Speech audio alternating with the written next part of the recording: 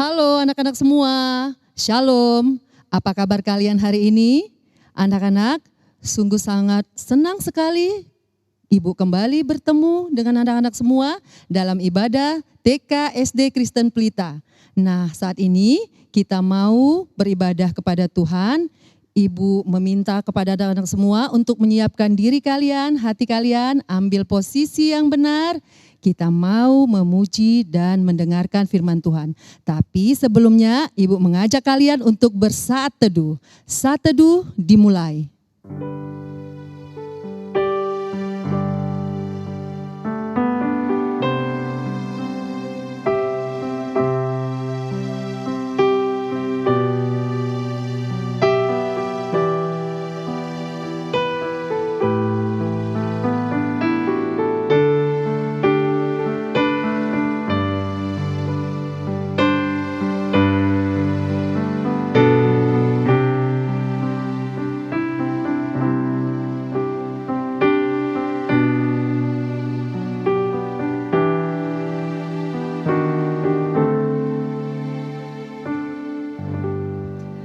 Anak-anak, mari kita bersatu dalam doa.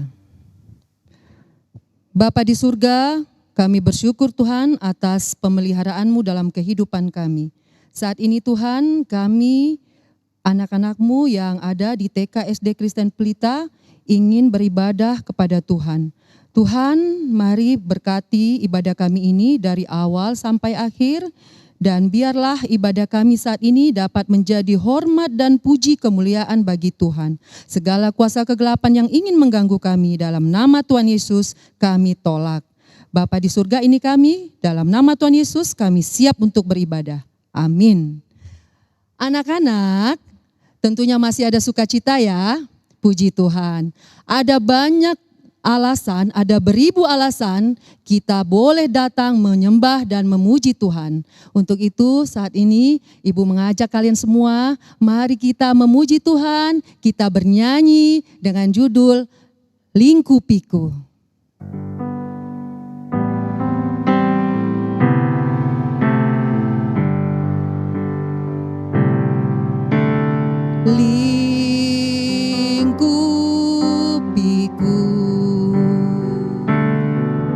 Dengan sayap-Mu, naungiku dengan kuasa-Mu. Di saat badai bergelora,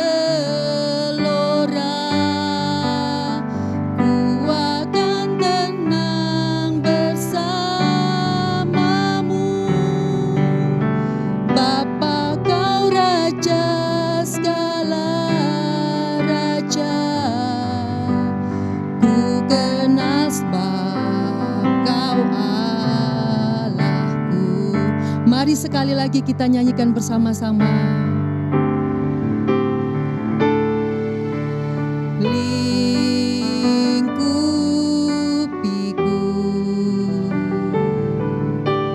dengan sayap-Mu, naungiku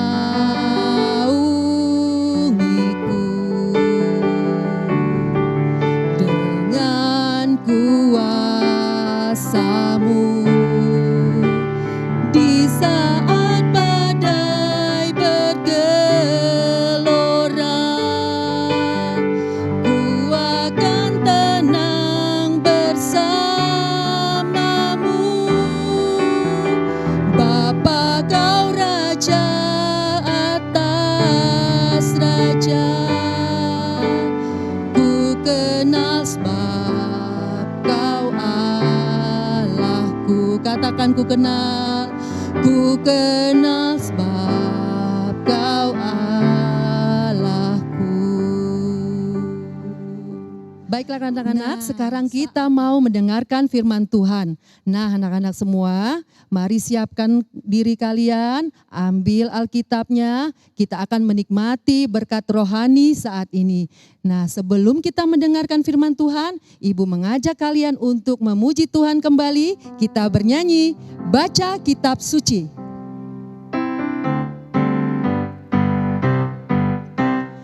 Baca kitab suci, doa tiap hari, doa tiap hari, doa tiap hari. Baca kitab suci, doa tiap hari kalau mau tumbuh. Kalau mau tumbuh, kalau mau tumbuh. Glory haleluya, baca kitab suci, doa tiap hari kalau mau tumbuh. Sekali lagi ya. Baca kitab suci, doa tiap hari, doa tiap hari, doa tiap hari. Baca kitab suci, doa tiap hari kalau mau tumbuh. Kalau mau tumbuh, kalau mau tumbuh. Glory haleluya, baca kitab suci, doa tiap hari kalau mau tumbuh. Baiklah anak-anak, kita bersatu dalam doa. Bapa di surga, terima kasih Tuhan buat saat ini kami boleh kembali ada di sini beribadah sebagaimana adanya kami. Saat ini sudah saatnya bagi kami untuk mendengarkan firman Tuhan. Tuhan berkati kami semua, berikan kepada kami ketenangan dan biarlah firman Tuhan yang kami terima saat ini dapat menjadi kekuatan baru bagi kami. Dan buat hamba-Mu yang akan menyampaikan, berkati urapi, berikan kepadanya hikmat supaya dia dapat menyampaikan sesuai dengan apa yang Tuhan kehendaki. Segala dosa dan pelanggaran yang kami lakukan, kami mohon ampun. Di dalam nama Tuhan Yesus kami siap untuk mendengarkan firman Tuhan. Amin. Selamat pagi anak-anak. Kita berjumpa kembali di dalam Chapel Online. Bagaimana kabar kalian di rumah? Sebagian dari kalian sudah PTM ya, sudah senang. Wah, kalian pasti merasa bahwa apa yang kalian inginkan atau yang kalian kemarin damba-dambakan sudah tercapai ya. Udah PTM, walaupun ada yang masih online, tapi nggak apa-apa ya. Kita terus berdoa supaya nanti bisa semuanya PTM semua ya. Nah, anak-anak yang di rumah, sekarang kita kembali belajar kebenaran firman Tuhan ya. Nah, mengikuti perintah adalah penting di dalam hidup kita. Maka kita selalu belajar firman Tuhan ya. Banyak perintah-perintah Tuhan yang disampaikan di dalam firman Tuhan. Nah, orang-orang yang bekerja sebagai tentara misalnya ya, mereka harus mengikuti setiap perintah dan aturan dan harus taat untuk melakukannya. Demikian juga dengan pemain sepak bola. Mereka harus ikuti siapa? Perintah dari siapa? Dari pelatih dan juga ikuti aturan pertandingan kalau ingin menang. Nah, demikian juga kalian sebagai murid, kalian juga harus mengikuti perintah dari guru dalam belajar dan mengerjakan tugas dari guru agar mendapatkan nilai yang baik atau sesuai dengan apa yang menjadi diperintahkan oleh guru kalian ya. Nah, Allah juga sering memberikan perintah bagi orang Israel. Ketika mereka tidak mengikuti perintah, maka Allah akan memberikan hukumannya. Ya, mereka akan menanggung akibat daripada ketidaktaatannya kepada Tuhan. Nah, hari ini kita akan melanjutkan pelajaran kita. Kita akan belajar kembali firman Tuhan, ya, menyambung dari beberapa minggu yang lalu, ya, mengenai bangsa Israel. Ya, hari ini kita akan belajar waktu Musa dan orang Israel mengikuti perintah Allah dengan tepat. Dan tema kita hari ini adalah perjumpaan dengan Allah. Nanti kalian bisa buka Alkitab kalian di dalam Keluaran pasal 35. Nah, minggu-minggu yang sebelumnya, minggu-minggu yang lalu, kita sudah belajar bahwa Allah menuliskan 10 perintah di atas 2 loh batu. Dan memberikannya kepada siapa? Kepada Musa di atas gunung Sinai. Di tempat itu juga Allah menyuruh Musa untuk membangun kemah suci. Apa itu kemah suci? Kemah suci atau bait Allah. Kalau zaman sekarang tuh gereja. ya, kemahnya Tuhan, rumah Tuhan. Allah menunjukkan cara atau denah atau petunjuk atau rancangan bagaimana kemah suci itu harus dibangun. Kita punya tempat tinggal enggak? Punya ya, yaitu apa? Rumah. Untuk apa sih gunanya rumah? Untuk melindungi kita dari panas dan hujan serta dari bahaya. Lalu Israel disuruh sama Tuhan untuk membuat rumah buat Allah. Apakah Allah butuh rumah untuk menjaga dan melindunginya seperti kita? Tentu saja tidak. Lalu mengapa Allah suruh umatnya untuk mendirikan rumah baginya? Karena Allah akan diam di sana, di antara umatnya dan akan bertemu dengan umatnya. Ya, ketika umatnya datang menyembahnya. Jadi rumah Allah, bait Allah, gereja, rumah Tuhan adalah tempat di mana Allah hadir bertemu dengan kita. Jadi waktu kalian ke gereja, ke sekolah minggu, itu kalian sedang berjumpa dengan Allah di dalam rumah Tuhan. Meskipun Allah tidak terlihat, tapi Allah pasti ada dan Allah hadir. Lalu Musa mulai mengumumkan perintah Allah kepada bangsa Israel. Hei, bangsa Israel kumpul. Ya, aku mendapat perintah dari Allah untuk membangun kemah suci. Ya, kemah Allah. Tuhan akan menjumpai kita di dalam kemah suci. Wah, kira-kira apa yang dirasakan bangsa Israel ya? Wah, mereka pasti sangat senang. Ya, karena Allah akan berjumpa dengan mereka. Lalu mereka mulai mentaati perintah Tuhan. Ya, mereka mulai membangun kemah suci dan mereka harus membangunnya selama 6 hari dalam seminggu. Pada hari ke-7 mereka harus beristirahat. Karena apa? Karena hari Sabat mereka tidak akan bekerja sesuai dengan perintah Tuhan. Bahwa pada hari ke-7 mereka harus beristirahat, tidak boleh melakukan pekerjaan. Dan Allah menyuruh bangsa Israel untuk membawa persembahan untuk membangun kemah suci. Wah, bangsa Israel menyambut dengan gembira. Kenapa? Karena mereka sekarang bisa ikut ambil bagian untuk membangun kemah suci. Mereka menyerahkan segala kepunyaan mereka. Mereka serahkan perhiasan mereka, emas mereka, perak mereka. Ya, mereka menyerahkan itu kepada Musa untuk apa? Untuk membangun kemah suci. Akhirnya terkumpul begitu banyak sampai Musa bilang stop. Sudah. Ya sudah terlalu banyak dan kita tidak perlu lagi membutuhkan persembahan kalian ya, sudah tidak usah bawa lagi, sudah cukup. Wah, sangat menakjubkan ya. Bayangkan kalau gereja kalian akan membangun misalnya merenovasi gereja. Terus gembala sidang kalian, pendeta kalian menyuruh untuk semua memberikan bantuan atau sumbangan kepada gereja untuk bergotong royong membangun gereja. Terus semua jemaat dari yang besar sampai yang kecil mereka mempersembahkan sesuatu yang mereka bisa berikan kepada Tuhan ya untuk membangun gereja. Sampai pendetanya bilang stop, sudah cukup. Kalian tidak perlu lagi membawa persembahan kalian untuk membangun gereja, sudah tercukupi. Wah ya, ini menandakan apa? Ada antusias, ada sukacita, ada peran, ada kerelaan ya untuk bersama-sama membangun kemah suci. Ada ketaatan juga tentunya. Dan mulailah pembangunan kemah suci. Wah, semua bekerja sama. Ya, ada yang memberikan harta mereka, bukan hanya harta, ada yang menyumbangkan juga tenaga, keahlian mereka, ketalenta mereka, kemampuan mereka untuk bisa membangun kemah suci. Karena untuk membangun kemah suci nggak perlu cuma uang atau perhiasan mereka, tapi juga butuh keahlian, butuh tenaga, butuh talenta. Ada yang bisa jahit, ya mereka akan menjahit untuk tirai kemah suci. Ada yang bisa nukang, ya tukang besi. Ya, mereka tukang pandai emas gitu ya, mereka akan melebur emas untuk membuat tiang-tiang di dalam kemah suci atau peralatan-peralatan dalam kemah suci. Ya, mereka yang bisa bertukang, memalu, mereka yang bisa menggergaji, ya, mereka akan memalu, memotong, menggergaji untuk bisa membangun tiang-tiang kemah suci. Ya, atau perabot-perabot yang lain yang menggunakan kayu. Ya, ada yang pandai menenun, mereka akan menenun menjadi kain lenan.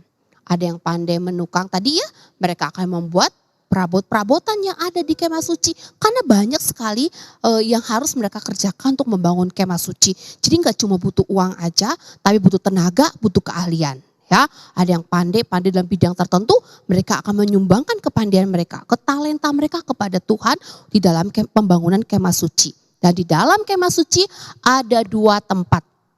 Ya, ada tempat kudus yang lebih besar, ada juga tempat maha kudus yang lebih kecil.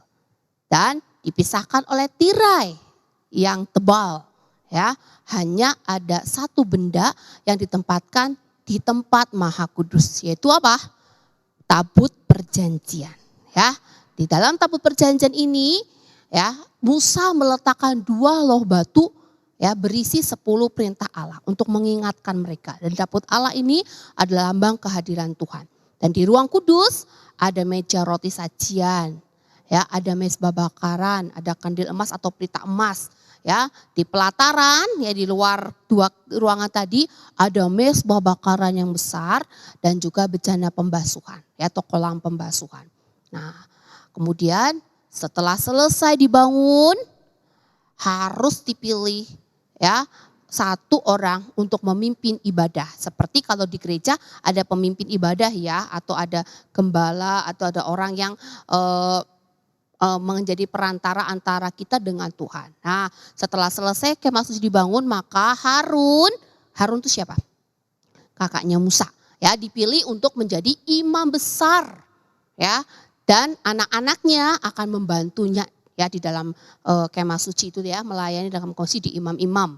Ya, imam besarnya cuma 1 yaitu Harun, yang lainnya imam-imam, ya, dan suku Lewi, ya, dari 12 suku Israel itu ada suku Lewi, mereka akan melayani di kemah suci. Ada yang jadi pemimpin pujian, ya, membersihkan peralatan-peralatan, ada yang menyediakan apa yang diperlukan di dalam ibadah, ya.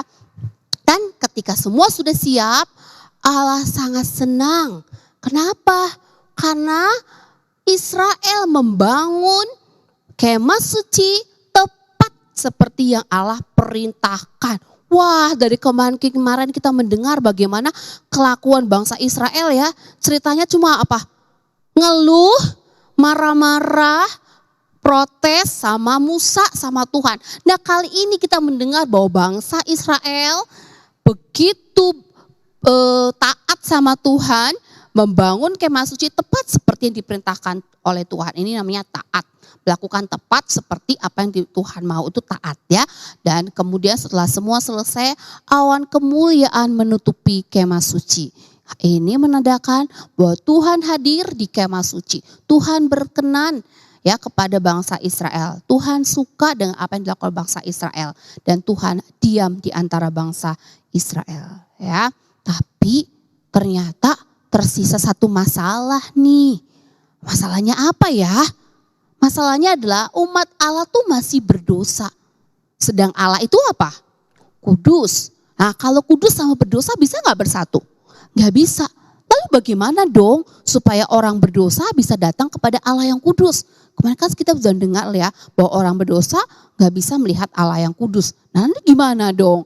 Tenang, ya, tenang. Ya, karena Allah akan memberi jalan keluar untuk mereka. Jalan keluarnya apa?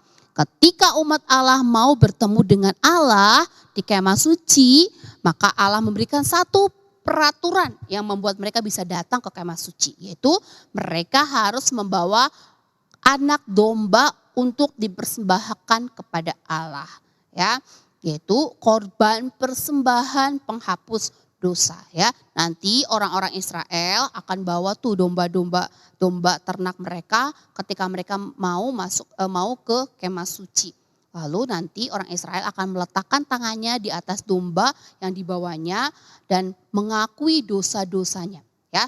Seperti ibaratnya ngomong begini, ya, ke dombanya, ya.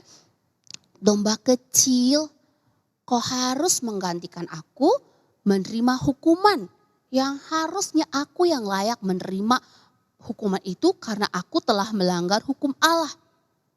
Nah, aku tidak dapat datang kepada Allah sampai dosaku ditutupi. Kemudian domba itu akan dibawa kepada imam dan disembelih, dan ini tidak hanya bisa dilakukan sekali untuk selamanya. Jadi setiap kali mereka datang ke kemah suci, mereka harus membawa domba untuk dipersembahkan sebagai korban persembahan penghapus dosa. Dan mereka akan melakukan hal yang sama setiap kali mereka datang ke kemah suci, ya, menghadap Allah. Ya, wah, mungkin kau berpikir, apakah domba bisa menggantikan dosa kita? Ya. Nah, Alkitab mengatakan bahwa domba merupakan gambaran dari Allah yang suatu hari nanti akan datang ke dunia menjadi korban yang sejati. Ya, ibaratnya sebagai domba yang akan disembelih yang mati menggantikan orang berdosa. Jadi kita tidak perlu lagi mengorbankan binatang lagi. Kenapa? Karena Yesus sudah mengambil semua hukuman dosa kita. Yesus sudah menjadi domba yang disembelih, yang dipersembahkan sebagai korban penghapus dosa sekali untuk selama-lamanya. Tuhan Yesus sudah mati di kayu salib untuk menanggung hukuman dosa kita. Jadi satu-satunya jalan agar kita dapat datang kepada Allah adalah dengan mengasihi, mempercayai Yesus Kristus sebagai juru selamat kita. Coba dengar apa yang Tuhan Yesus katakan ya di dalam Yohanes pasal 14 ayat 6 ya. Yang di rumah buka Alkitabnya. Ya, Yohanes pasal 14 ayat 6. Coba kita akan membaca bersama-sama dengan Ibu. Hitungan ketiga kita mulai ya. 1, 2, 3. Yohanes 14 ayat 6. Kata Yesus kepadanya, "Akulah jalan dan kebenaran dan hidup. Tidak ada seorang pun yang datang kepada Bapa kalau tidak melalui aku." Ya, jadi Tuhan Yesus sudah merencanakan jalan bagi anak-anaknya. Ya, dengan cara korban tidak akan bisa ya menuntaskan semua hukuman dosa. Tetapi dengan Yesus mati di atas kayu salib menjadi penebusan bagi kita, maka jalan kita kepada Allah terbuka lebar sehingga kita bisa menghampiri Allah setiap saat, setiap waktu. Kamu bisa datang kepada Allah di dalam ibadahmu, di dalam doamu, kamu bisa menghadap Allah. Kau bisa datang kepada Allah karena Tuhan Yesus sudah mati bagimu, sudah menghapus dosamu dan membenarkanmu dan melayakkan kamu untuk bisa datang kepada Allah. Kiranya kita bisa bersyukur bersama-sama oleh karena penebusan Kristus membuat kita memiliki jalan untuk berjumpa dengan Allah di dalam setiap ibadah kita. Mari kita berdoa. Bapa di surga, terima kasih untuk kesempatan pagi hari ini kami sudah mendengarkan firman-Mu. Terima kasih karena Yesus Kristus telah turun ke dalam dunia menjadi jalan pendamaian bagi kami. Sehingga kami diampuni dosa kami dan kami bisa menghampiri Allah tanpa rasa takut.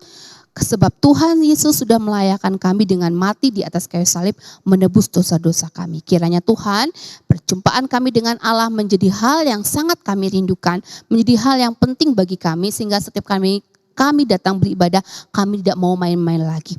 Kami mau sungguh-sungguh sebab perjumpaan kami dengan Tuhan di dalam ibadah itu sudah dilakukan dengan cara yang sangat mahal, yaitu dengan Kristus mati di atas kayu salib. Sehingga kami bisa bertemu dengan Tuhan di dalam rumah-Mu. Terima kasih Tuhan untuk Pak firman-Mu pada pagi hari ini.